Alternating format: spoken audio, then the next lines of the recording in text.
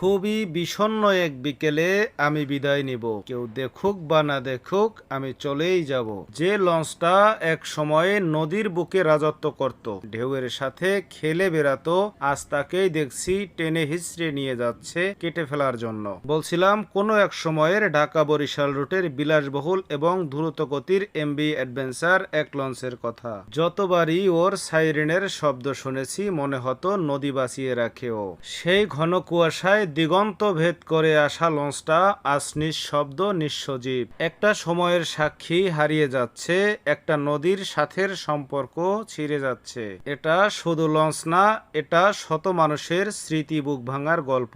ঢাকা থেকে দক্ষিণবঙ্গের সাথে দ্রুততম যোগাযোগের মাধ্যম পদ্মা সেতু উদ্বোধনের পরেই একে একে নিস্তব্ধ হয়ে যাচ্ছে দেশের নৌপথ। চিরতরে বিদায় নিচ্ছে ছোট বড় লঞ্চ সহ দেশের বিলাসবহুল স্বনামধন্য লঞ্চও। গুড বাই বলা কঠিন, কিন্তু স্মৃতিগুলো চিরকাল থাকবে।